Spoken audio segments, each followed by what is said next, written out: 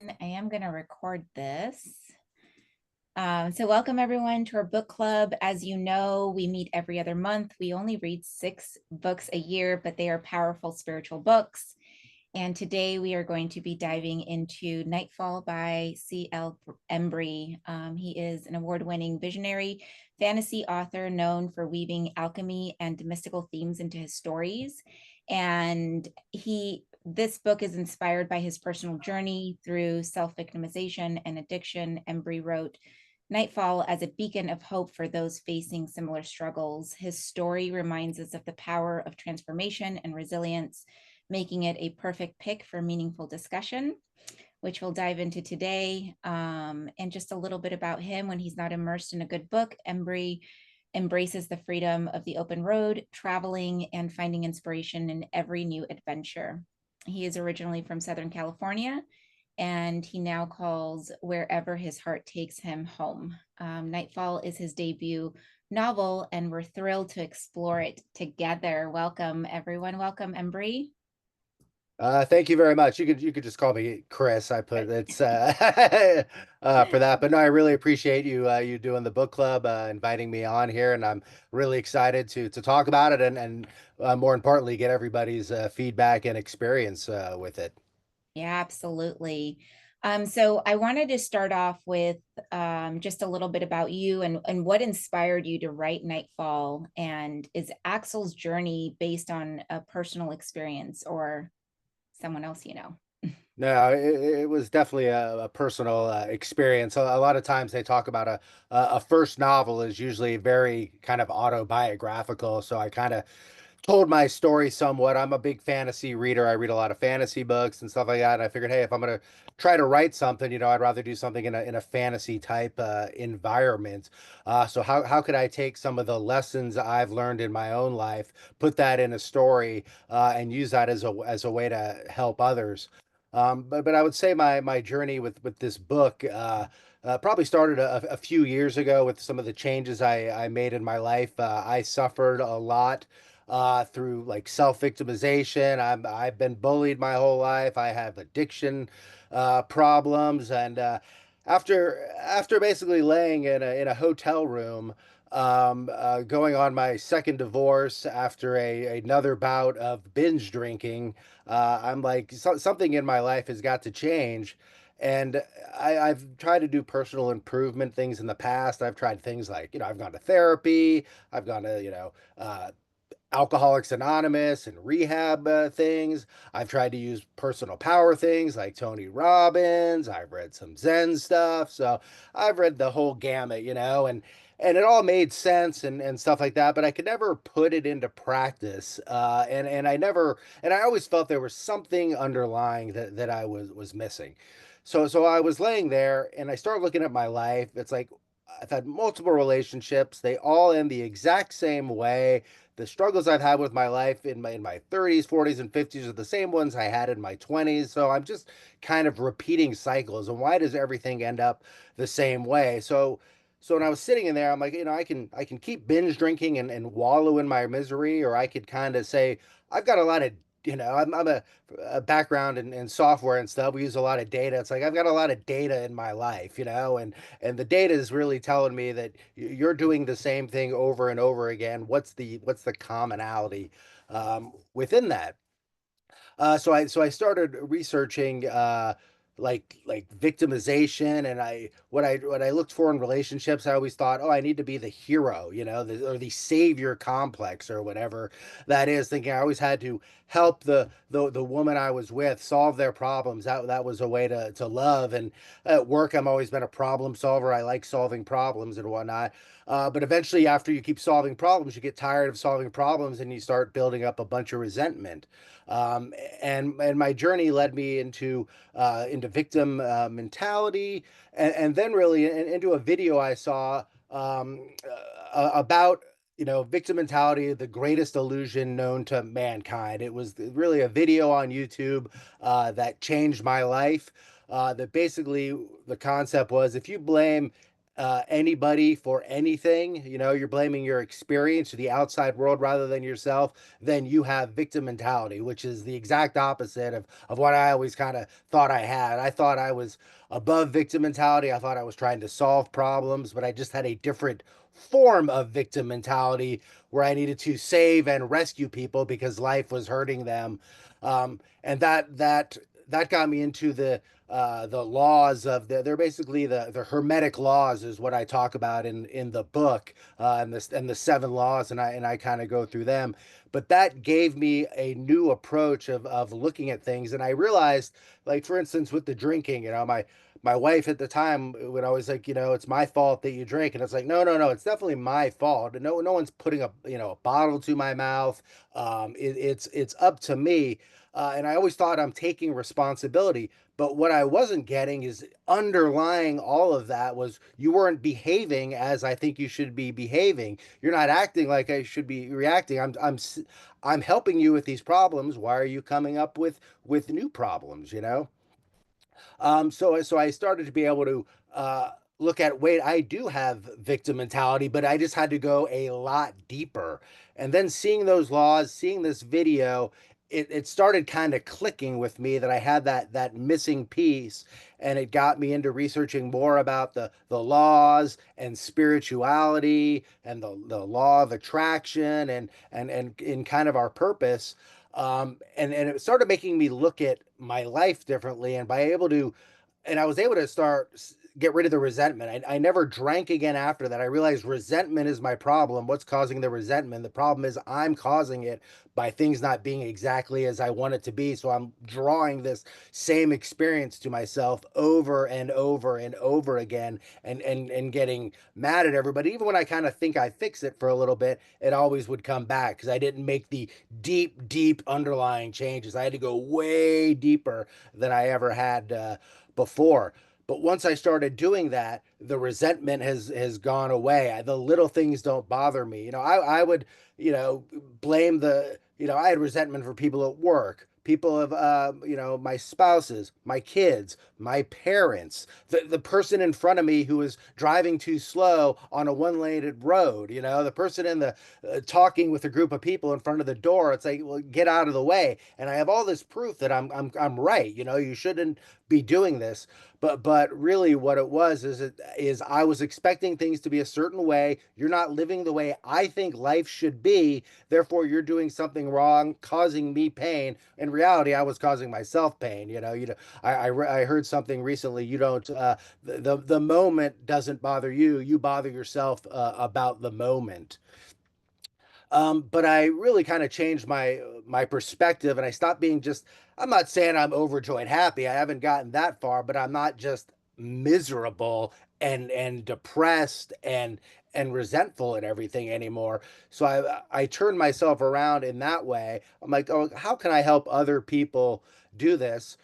So I thought, let me try to tell this my story in a story format, in a fictional story that hopefully somebody can kind of see some maybe similarities in their own life, read how some of this stuff applied to them, look at their life a little bit different way, and then go on from there. So when I wrote the book, my main goal was I wanted to get my story down on paper. I wanted to create something, write something, but I wanted to do something that could ultimately help people, right? If I could make a ton of money off this, hey, that'd be great. But that was never the purpose. My purpose is, can I even help one single person with this? Because I see the suffering around me every way, everywhere around me. So that's kind of how I got into the writing. Thank you so much for the details in that, because I think that a lot of us, if not all of us, can resonate with a lot of what you just said. And I think that the realization of victimization can be a heavy one. And I know when I finally admitted that I was in victimization, I was pissed for a while. So my question to the readers in this group is, how did Axel's journey resonate with your own experiences of balancing responsibility and questioning life's purpose? And even if you didn't get far into the book, just listening to Chris's kind of synopsis and why he wrote this book, perhaps that resonates with you as well. And maybe you can speak to that.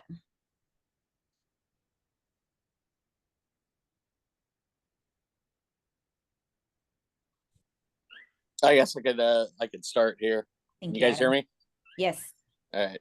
Well, first, I've known Chris for a long time, and it sort of surprised me when I found out that he wrote a book. So I was like pretty thrilled to be able to read it. And I had no idea going in that it was anything to do with any background in his life or anything like that. So I went in reading the whole thing without that knowledge, just thinking that he shared a passion of fantasy books and whatnot. We were both big Game of Thrones fans and other books as well. But so I had no idea. I wasn't thinking of it at all as someone's own journey, let alone one of my good friends. So as I'm following Axel's journey, many things that he did were quite frustrating. many many encounters that he had, the way he would talk to people, the way he would react, the mistakes that he made. It's funny because when you're reading it, you're just you're like shrinking from it. You're like, no, don't do that, wrong choice, bad choice, always wrong choice. But then you start thinking about your decisions you made in your own life, and I could definitely see where I would probably make a lot of mistakes myself. So now that I know, or learned that it was sort of Chris's journey, or at least partly based on that, I could definitely see where that comes into play. It just when you're putting yourself in the protagonist point of view, and you're reading it as a bystander, you're thinking, oh no, you definitely want to do this, choose A, don't choose B. Oh no, he chose C, that's even worse. So but life is not like that. Life is reactionary, and you make a lot of poor decisions along the way. So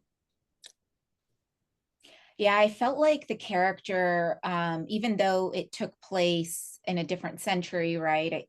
At least that's what I thought. I could definitely resonate with how we speak to ourselves and how we process our own experiences, and how we can be just in this bubble of victimization and everything is happening to me instead of for me. And I could definitely identify with that portion of it. But what a sigh of relief after Axel met the alchemist and he was able to gain a little different perspective on how to view the world. And I feel like that is what a lot of people are experiencing these days, or when you reach a certain point in your life and you don't want what you've been going through your entire life anymore, you start to find these breadcrumbs of the hermetic laws, or in one fashion, in one way or another, right? And so I felt like the book really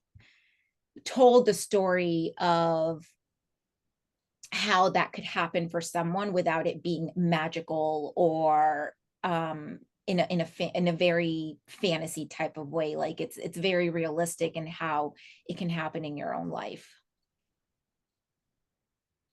Does anybody else have any reflections?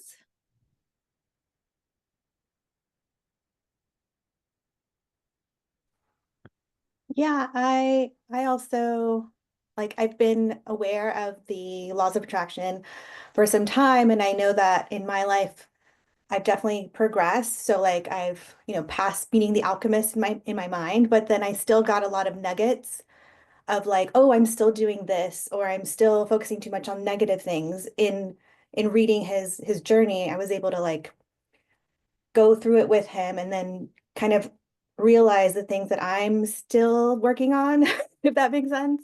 So it was really cool to see, okay, well, I should just keep moving forward and I will get to like a better place. Uh, so yeah, I did resonate a lot with the whole journey, and like Jazzy said, how he spoke to himself, um, and how you like rationalize things in your own brain, but not, you know, always think of the bigger picture, or how you are sabotaging yourself and not realizing it.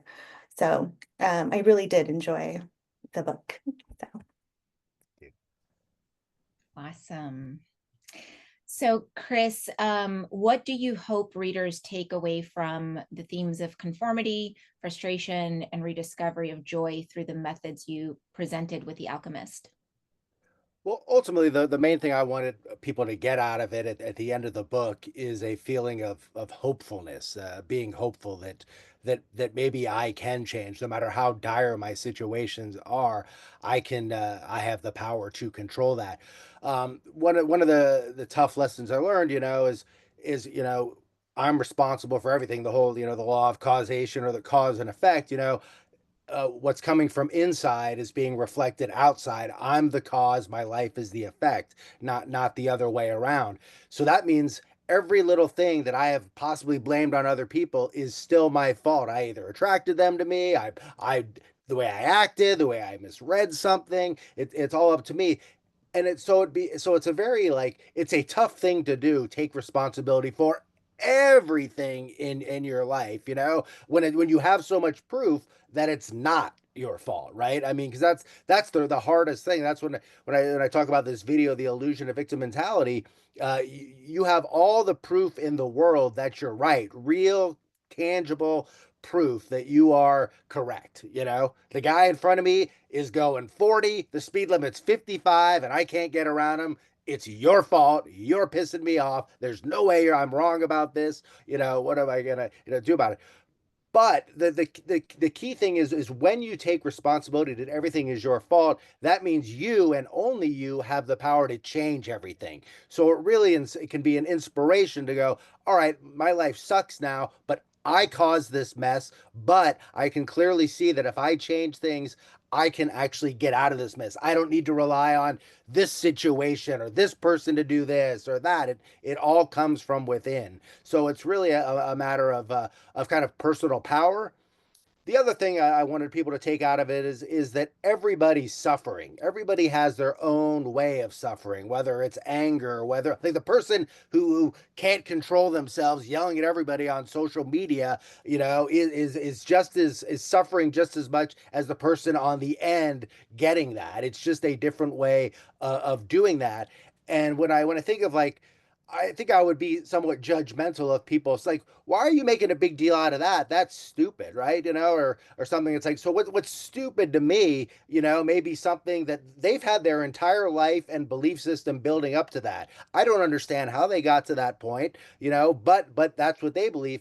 And in reality, some of the stuff that bothers me could be just as silly as anybody else. I mean, I'll give you an example. Uh, I've known Adam. We've gone to some football games together, to go see the Rams. I would get stressed out that, oh my God, I'm gonna hit traffic. Where am I gonna park? There's gonna be assholes there. Am I gonna miss anything? How are we gonna get trapped to get out of there?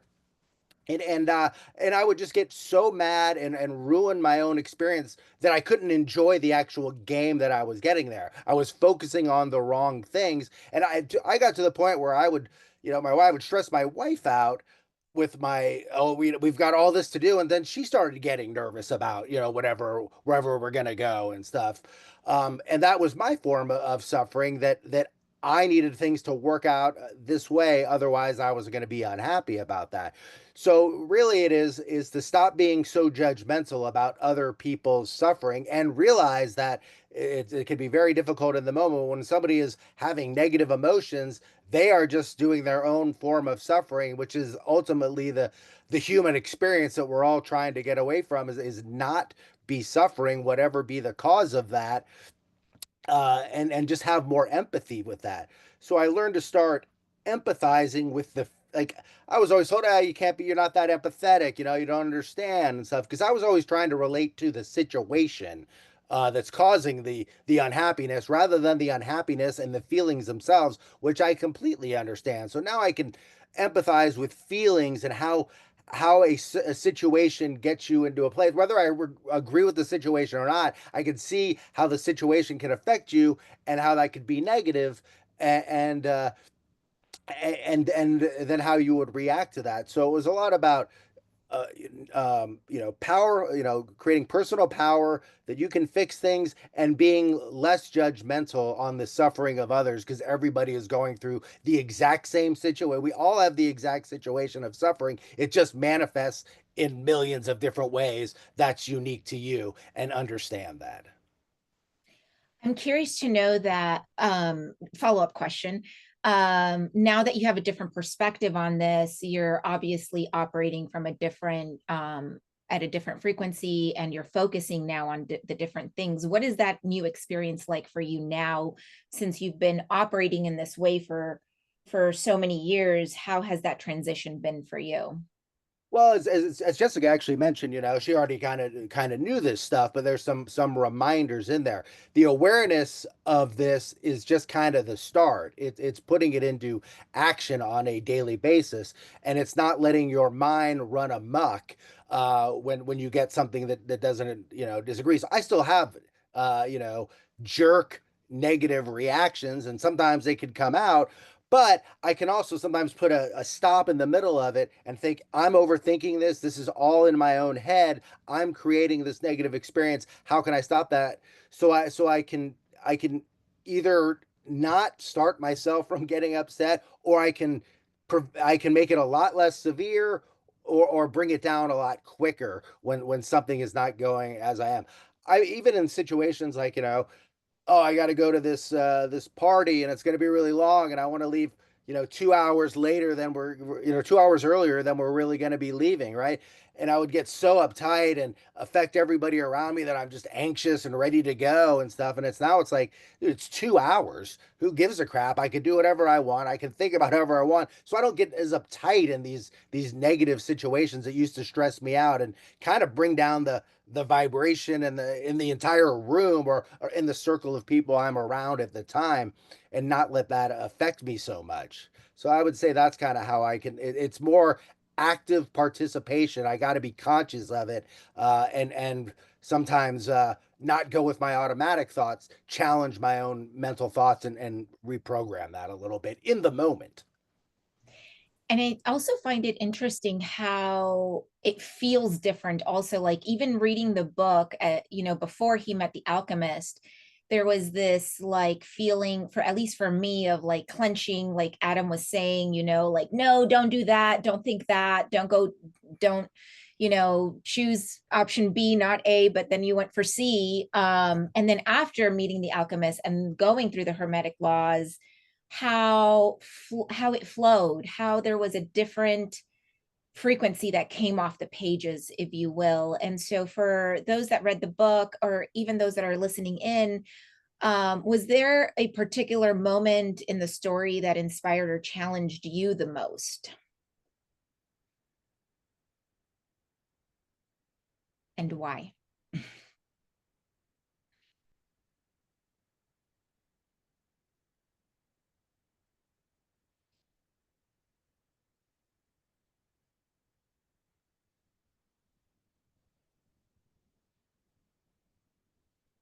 Yes. Um, Go ahead. Go ahead. I was gonna say, like something that resonated with me is like you sort of you get out what you put in, right? So, um, the character was choosing a lot of option C and was creating like a mess for himself. But then when he met the alchemist and he got these learnings in, immediately, the line of thinking changed, and then he started manifesting almost like these good things that happened. And it didn't make everything perfect, but he was able to find closure in his relationship with his ex-wife or his ex-lover. He there were repercussions for things that he had done earlier in the story, but like ultimately that he made peace with it. So I found that to be very inspiring and very motivating to kind of watch that sort of unfold.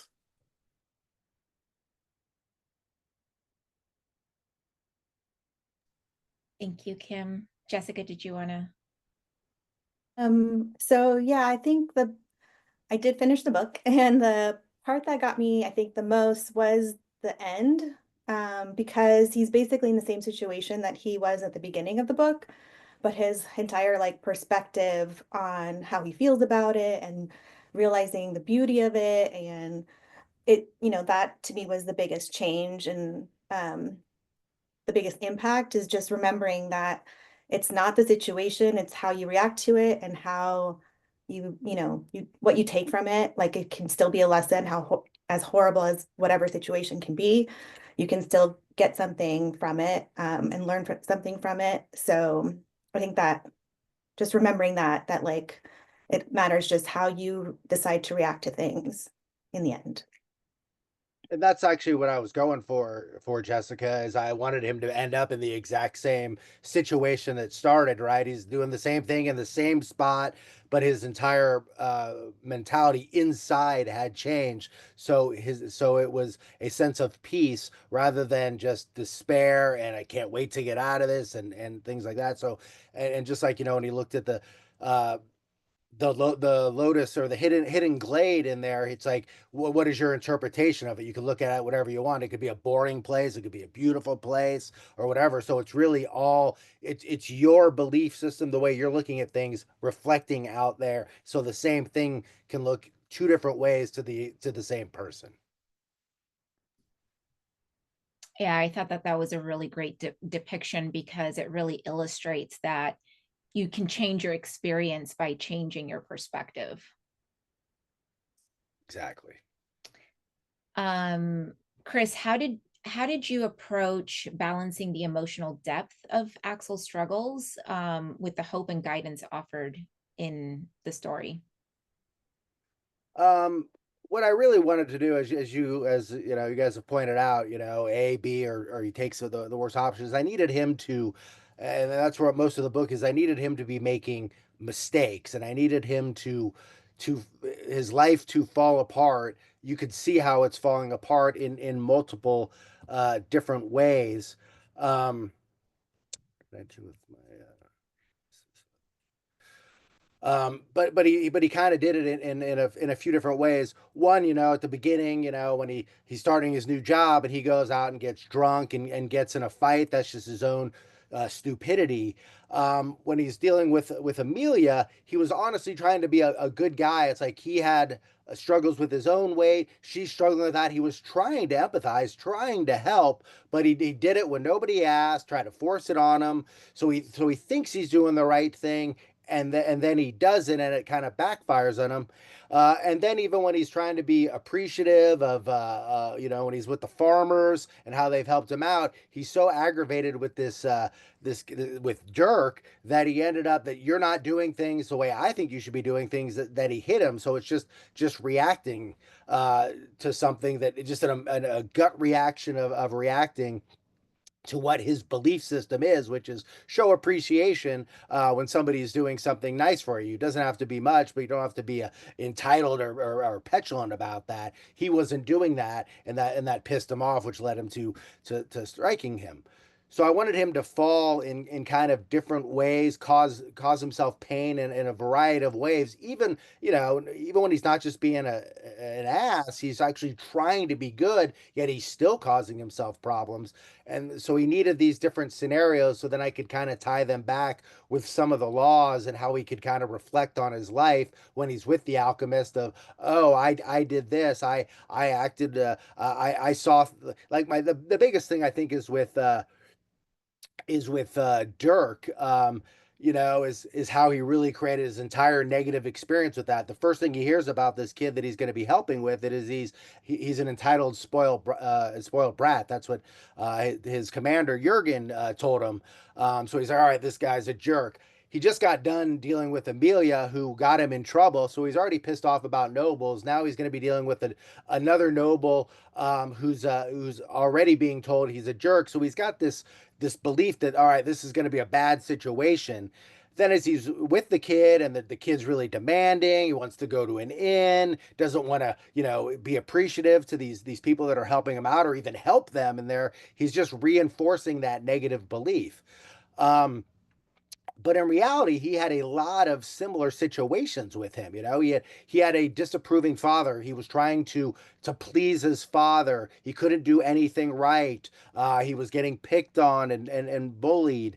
When he went into to recruiting into the Knights, he wasn't really cut out for it, Axel or Dirk, but Axel, have found a way, to within him to show the fortitude and make it, and that kind of disgusted him that Dirk didn't have that. But he had the initial experience of the fear, and I'm not good enough, and this is too hard to go there. But rather than focusing on that and bonding with the kid, he focused on all the negative stuff that led him to the situation where he was so disgusted with him that he struck him, which then caused the situation with his father when he got to Verone.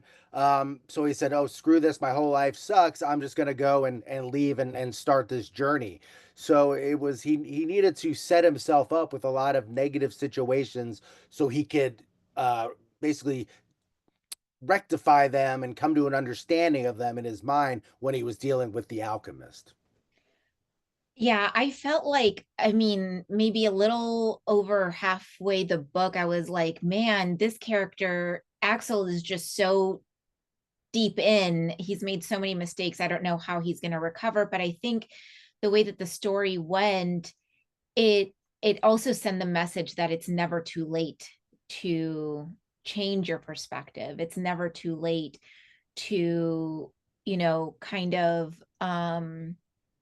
implement these hermetic laws, or to stop thinking negatively and have that different perspective. And I think it also instills that message of hope that you were trying to convey throughout the story.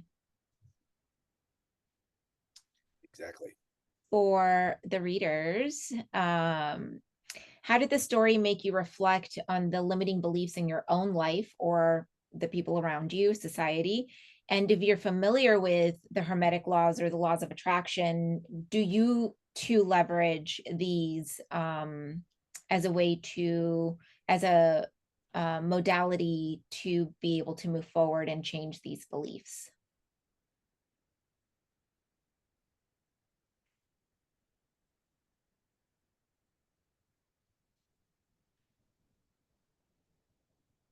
Or if you have any experience in actually working on your limiting beliefs, how are you moving forward with that and changing them?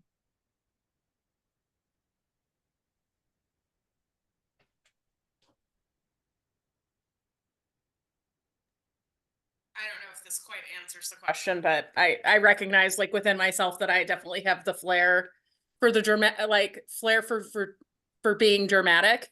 And there have been times in my life where I've been really dissatisfied with my jobs or my relationships, and I've just kind of been stuck in that, and just feeling like a martyr, and feeling like my life is miserable. And I had to, at that time, kind of like open myself up, and kind of reframe my thinking and be a little bit like, oh, look, there are opportunities here, or how can I solve this, as opposed to just being like, these bad things are fated to happen to me.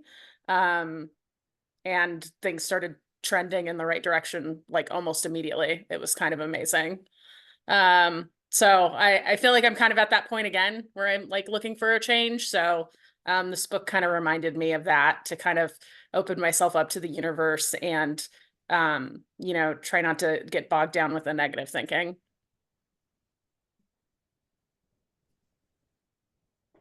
I That's felt great. like this book really spoke to me and resonated with me, although I didn't have like similar issues growing up in terms of the bullying or the weight.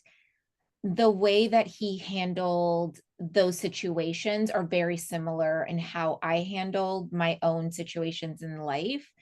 And I think that his journey also reminded me of my own journey, of how I got here in terms of all the modalities that I now use, which is not just the Hermetic laws. I was introduced to the Hermetic laws really early on this path, but I didn't really quite know how to implement them or how to change that perspective. And I thought that you did a really good job in embedding it into his everyday life, and the way that he saw those situations. And it's like, oh, I was trying to overcomplicate it yet again.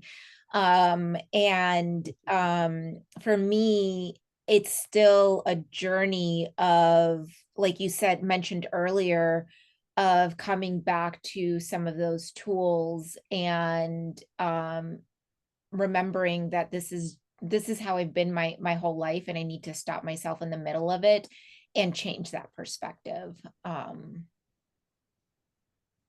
Yeah. It's kind of a it's almost like a, I don't want to say 24/7 process, but it kind of is, you know. You really got to be, you know, the one thing that in life that we can all control is our awareness. What are we focusing on in the moment? That's really the only thing that we can control. So guarding that and focusing on the things that you want to be focusing on, not focusing on the negative aspects of the situation, thinking about what you wish would be happening, especially when things are happening in the moment. But it's really like you gotta. I mean, the way I look at it, there's two ways to kind of change things: an active and a passive. The active is what are you doing consciously all the time and thinking about, even on a drive. What are you thinking about? Are you thinking about the person in front of you? You're thinking about what you got to do at work when you get there, you know, or you're thinking about the nice drive that you're having, you know, is you're gonna, it's all up to you, whatever you want to think about, and you can control that. And then the second thing that I try to get into is kind of, we talk a lot about the beliefs and the law of attraction, because a lot of the beliefs are deep down. You may not even know what you're attracting. That's where the meditation comes in, reprogramming your actual self-conscious, your subconscious to help you out, you know, and instead of it being your enemy and getting gut reactions to protect you, how can you reprogram it so it's working on the same page with you? And that's the meditation and the visualization and the affirmations and things like that. So it's a kind of a two-prong approach. Let that work, let the subconscious work for you behind the scenes, but also you got to be proactively using your will to focus on the things that you want to be focusing on to bring the things you want in there. Oh. Mm-hmm. Any other reflections? All right, Chris, I'm curious, have any readers shared surprising or particularly meaningful interpretations of the story with you? Um, not so much that's surprising with that. The thing that I've heard from a few people though, is they were actually interested in the larger story as well. You know, I kind of set some stuff up, you know, to, you know, with the king, you know, and him understanding the laws and how he's using it in a negative way to control the population, using collective consciousness and the negative aspects of collective consciousness. And I think we all deal with that in this day and age of all the negativity going on around us. Um, so that aspect of it, and and kind of putting that stuff more into practice. What happens with the kingdom? What's going to happen with him? Is he going to fight with this Verone? So I left the book open for that kind of reason. And it was is I've been kind of thinking about, do I want to explore that? Do I want to kind of go with that? And I mean, I'm sorry, Jazzy, I'm just going to jump to the next question. I know she gave me the questions in advance. Go for um it. yeah, but you know, do I anticipate on perhaps writing a another book, or moving forward with this? And I think I wrote this initially as a standalone novel, you know, just to have tell my story and put that out there. But as I've learned a lot through the process, a lot of this book was about, here's why my life sucks. Oh, and how can I look at it differently? Okay, I'm looking at my life differently. I feel better now. But what about the positive aspects? What are you going to do with that information now that you've got it, right? So I think I am thinking about writing a sequel to it where he's kind of using that more to help other people, and how he's using it in his day-to-day life to actually make improvements on that. And he can see things. So kind of going forward, what are you doing with, how are you living with this now, rather than just reflecting on how it did things. So I'm trying to think about that. And then I also want to get some more stuff with the king and how's that gonna manifest in the kingdom, and what's gonna happen with the way the king runs things. As you know, I mentioned about the law of rhythm. You know, even civilizations go up and down. You know, kingdoms rise and fall. You know, Rome, it took a long time for it to fall. So when this with it will this fall, and how big a fall is he gonna have? So that's where I'm thinking about going with the story forward. So Axel becomes the alchemist. Perhaps. Or maybe everybody becomes the alchemist, and it's, within all of us, right? That's truly what it is, right? It's there is no real alchemist. It's he just learns this. Anybody can do it. So Just maybe make that's sure you have a really evil baron with some really nasty henchmen that do some really really interesting things. All right. So maybe that answers my curiosity around why did you choose to kill the alchemist off? Um, because I wanted him to have some despair, after learning some of this, and I wanted a big, kind of a dramatic conclusion with Gunter, the person who actually did that. And although he didn't know it at the time he did this, he saw enough of Gunter in himself, or himself in Gunter, if you will, that even his lifelong adversary, he could try to help and turn around. And it's like, maybe I've been looking at this guy wrong. And again, he was seeing in the moment, maybe I have more similarities with this guy, than that have just come out a little bit different ways. But and even when he did something so heinous, how could he, feel that about him? So he was even able to forgive Gunter even after he killed him, and Gunter killed the alchemist and things like that. But I wanted him to I wanted him to, return and kind of end up back in the same spot too. And I didn't want other people going to the alchemist or whatnot. It's kind of, he moved on. He's got the information now. What's he gonna do with the information? That was the open-endedness of it. Makes Not like, sense. I know a guy, go up there. It's got to come from him. Yeah. Okay, makes sense. Thank you for that closure. So I am really glad to hear that you're thinking about a sequel, because the last time we spoke, you were like, no, it's going to be a standalone, but it sounds like you're a little bit more open to maybe continuing that universe. So that's really exciting. Thank you. For our readers, are there any lessons from Axel's transformation that you would like to apply in your own journey towards freedom and fulfillment?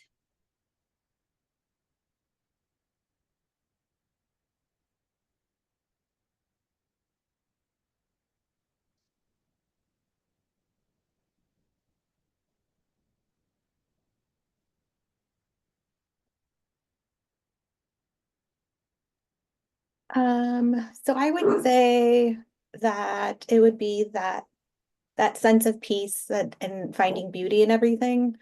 But also just taking, because at this point, like, I don't have a lot of real negative things that really, like, I blame others about, but my problem is just more stagnation.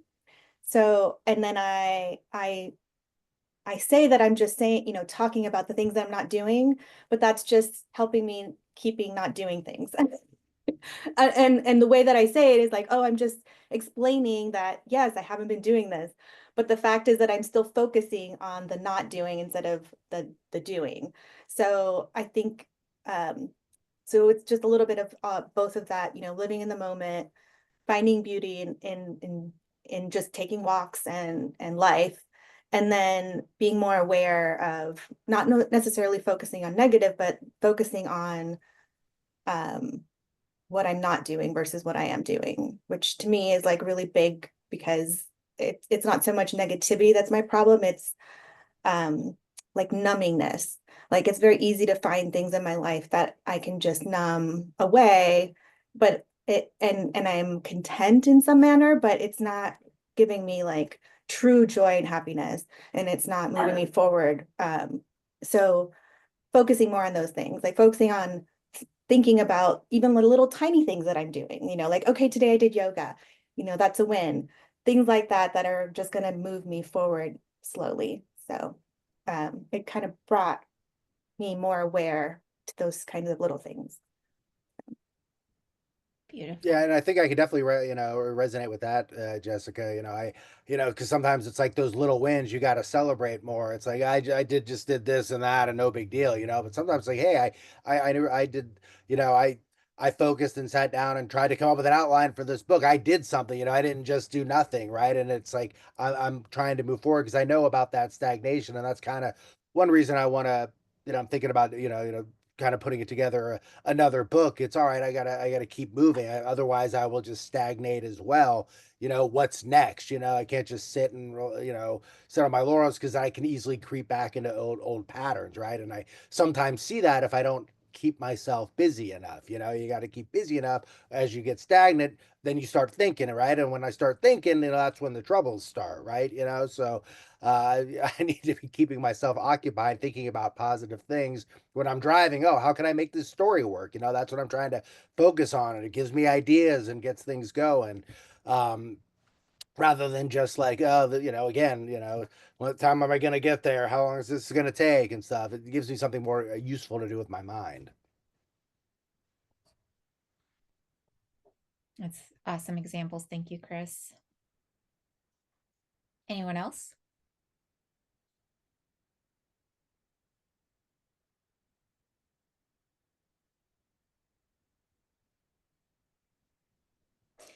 All right, and so for my one of my final questions for this group is, if you could change one part of Axel's journey, what would it be, and how might that alter the message of the book?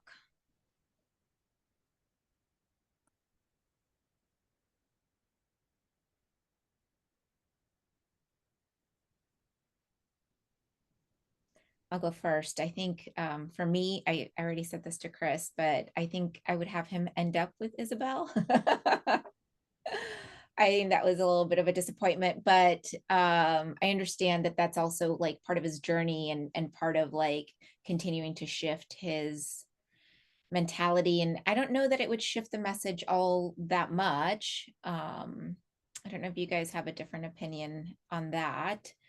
But that was the only alternative ending that I had. Oh, and not to kill the alchemist, but now I understand why you did that. I will say with Isabel, it certainly was kind of going to be the initial thought is to have them end up together, and stuff, and have that sort of happy ending. But really, what I wanted, and this is what Jessica hit on earlier, is I wanted him to end up in the exact same spot that he started from, and that would have been like, oh, something changed, and maybe I've changed, and now I got this back. Maybe that'll be in the next book. What am I moving forward with now? But for this, the point was, this is where I'm at. I went through all this and now I'm in the same spot, but I've got a new way. It's all what is my mirror showing me? And my mirror is showing me a much different picture at the very end than it is at the very beginning, even though nothing has really changed, just him. Yeah. Beautiful. I like that he didn't end up with her because it kind of subverts your expectations. Like there was like healing and growth that came from that without like kind of maybe the expected outcome happening. So I did appreciate that he was kind of able to resolve that and walk away from it. But I'm biased because I wanted him to end up with the hot captain chick. So that was what I was shipping at the end. So thank you, Kim. Anyone else? I'm curious to hear from either Angela or Irene if there's anything that you've gleaned from everything you just heard now, or anything that has resonated with you with what we have discussed. Well, obviously, we're all here joining, and so we all resonate to a level, right? I'm sure there's a lot of reflections that we can all take in our immediate lives. For one of your questions where you said, what would you change? Well, if you shift that, then it shifts where you would be at like where you are currently. And if you didn't have those experiences, then you couldn't be where you are. Like just fully accepting, like, yeah, that's the shit that had to go down. All right. So that's like, because I'm sure we all have moments in our own lives where we're like, oh shit, I wish I would have done it this way or that way or this way, but you didn't, you know? So you just kind of have to be so presently accepting of what it is, and I know I can improve this still, and I'm working on that, but like just being graceful with yourself in that process, because just even having that level of awareness is huge, you know. Um, there was one other thing I was gonna say. I think, and I'm reminded by like just how your attitude shift can shift one thing. I forget how I was gonna put this all together here. Um, like there's some certain familial things I'm going through personally in my life, and I like tried really hard, like once or twice a year, to try to get through this issue with a close family member, and I just was not getting through. It was just like that, and I was really giving up, and yet the situation was really it was hurting me. I was hurting myself with my reaction to it.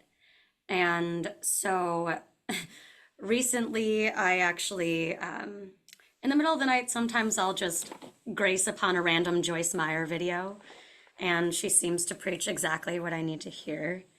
And she had this like story about how there's like one lesson, like she's like, I'm always praying on my ministry, like I want my big ministry, like in her story, and how like, you know, someone will come along and like first she wanted a big fur coat, right? Joyce wanted this fur coat that she talks about. And then, you know, her neighbor comes over her, or someone that she went to church with, and I don't know if she liked her too much. And she's like, oh my gosh, Joyce, look what I got in the mail. I got a fur coat from someone, like da da da da da da. And Joyce is like, oh, bless your heart. Like, but her attitude behind it sucked. And so she said then 2 years later, a similar situation happened where there was another person who was praying for a ministry, and he was younger than her, and he came to her house to tell her, you know, like it's basically a similar imprinting situation. And he's like, so I got funds for this ministry. And he's like, oh my gosh, should I even be telling you this? Because, you know, she's trying to raise funds for her own. And she did the same thing, like, oh, bless your soul, like, oh, you know, good for you, da da da da da. And then she said she went home and she was crying. She was in her bed, she was crying. And then she finally just said, you know what? I just got to shift my attitude about this. I got to shift my attitude about this. And she surrendered and she had faith in it. And then everything just kind of started turning around for her. And then in my own life personally, with what I was talking to you guys about my familial stuff, um, yeah, I randomly just decided to flip my perspective like a few days ago, and yesterday, actually, yesterday. And I had a really miraculous conversation that I was really calm for, because I just like, I'm sure Jazzy knows what kind of situation I'm talking about right now. So I was just really calm for, and I just had faith that I could move through it. I shifted my attitude. I wasn't negative about it. And I just came from a place of presence. And yeah, that shit works.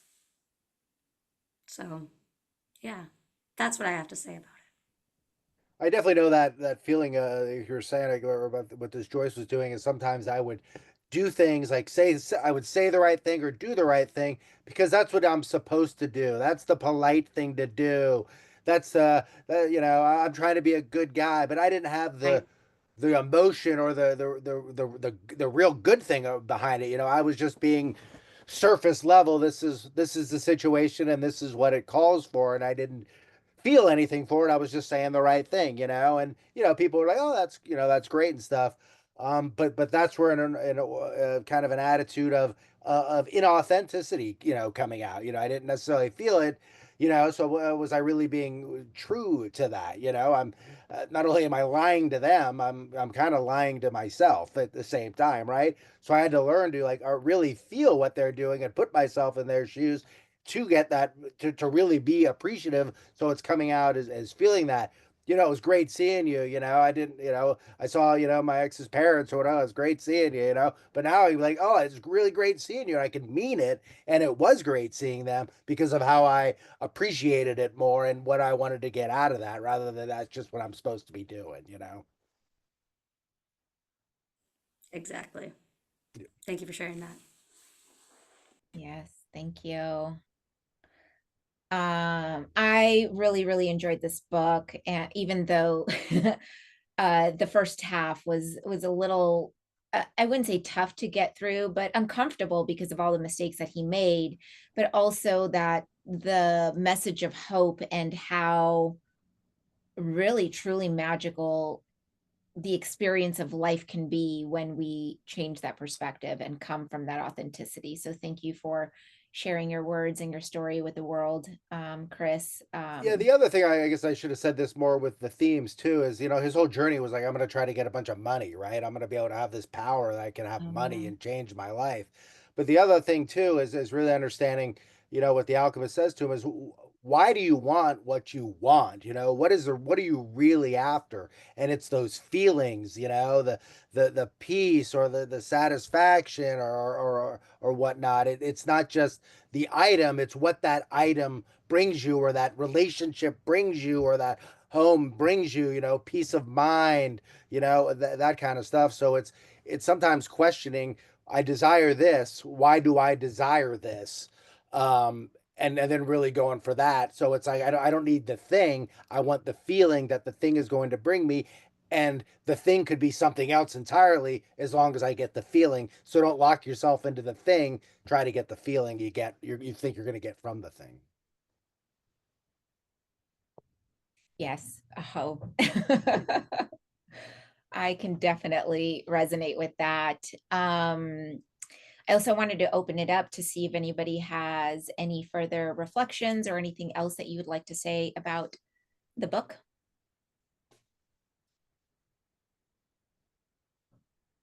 I see Adam going for I was it. just gonna ask, what would you say was the hardest part in getting this book done? As someone who's tried writing a book and has gotten a few chapters in, but what would you say was like the most difficult thing?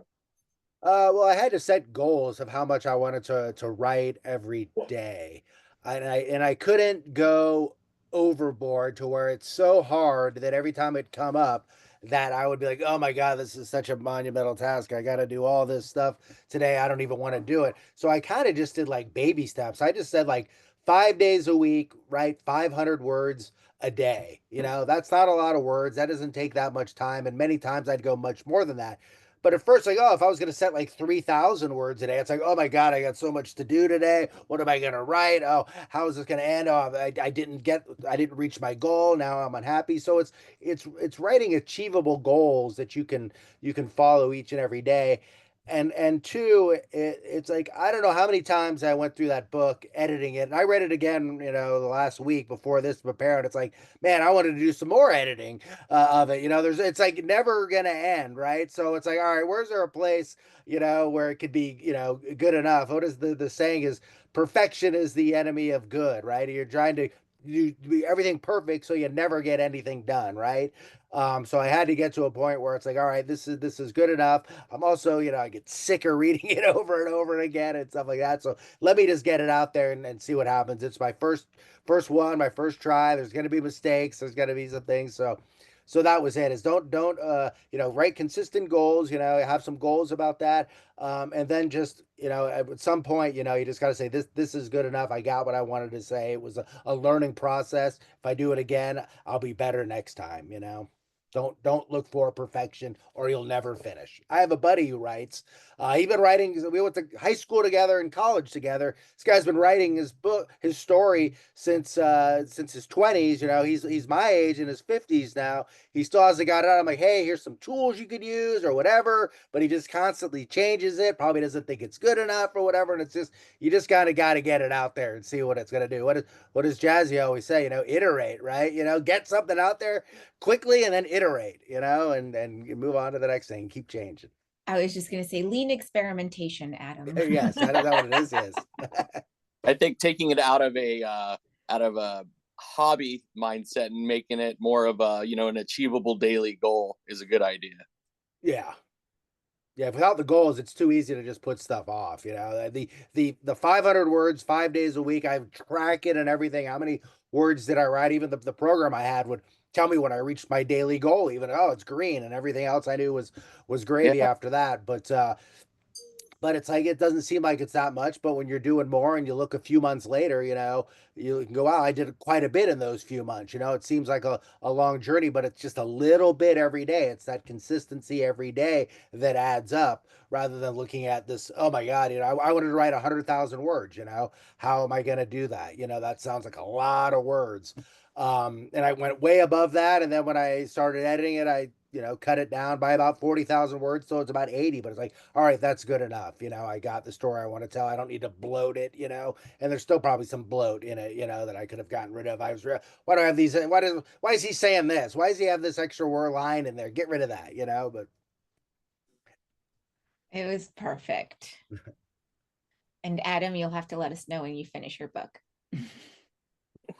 Yeah, it's not my journey, but it's someone's journey. Fair enough. Anyone else have any questions or final reflections on the book?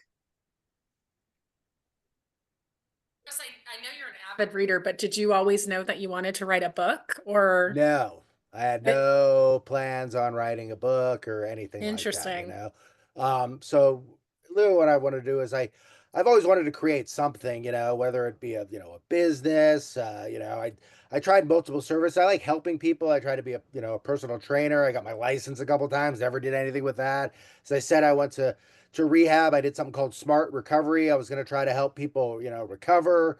I didn't get into that. I'm like, I need something I can just do. I don't need a service. I need a product, and what product could I have? I'm like, I'm just going to write something. And how could I write something? Like, maybe just do a fantasy story. Let me try it out. People have told me I write well. I'm not even I don't even love writing. I was like, yeah, it sounds like a lot, but I'm like, I'm going to do this. And I, slowly over time just started building the world, but building, what are the names going to be, how do I want this to be, and just kind of added things. So the writing of the book was about 3 months, without all the editing. That was like another 8. That was even longer, way longer.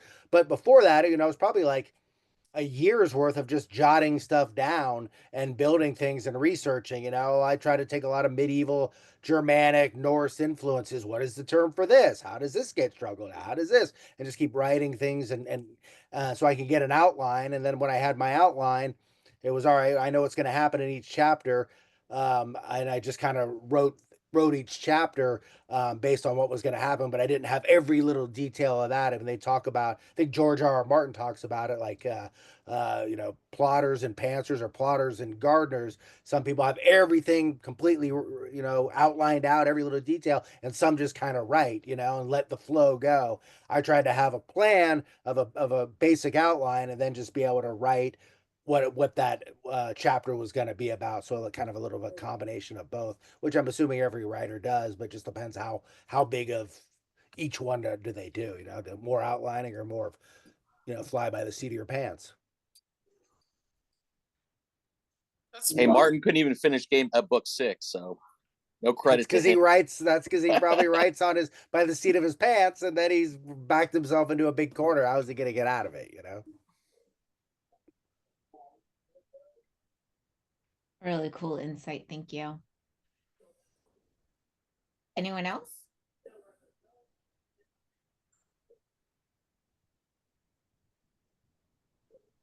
All right. Thank you so much, Chris, for coming and sharing your insights. This was fascinating. I thought I already knew everything because we had talked before, but I did get a couple more glimpses on the process and some of the character development and some endings of the character. So thank you for sharing that with us.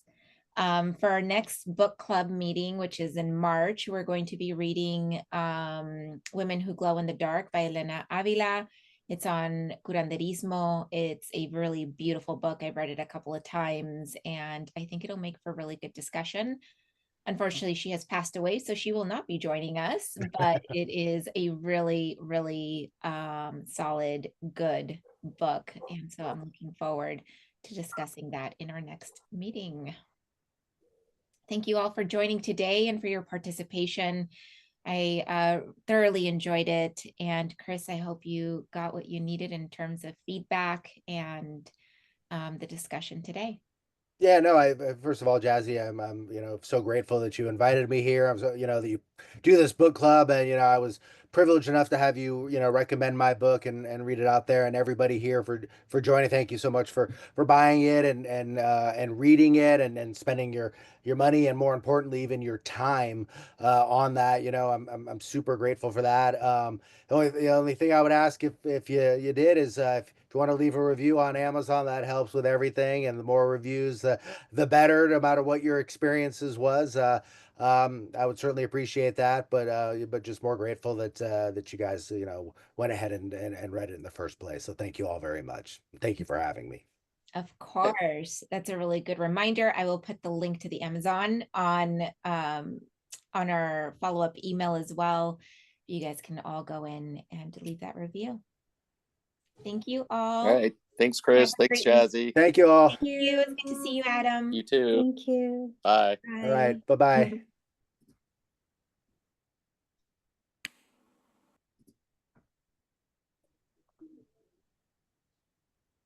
Figure out how to get out of here.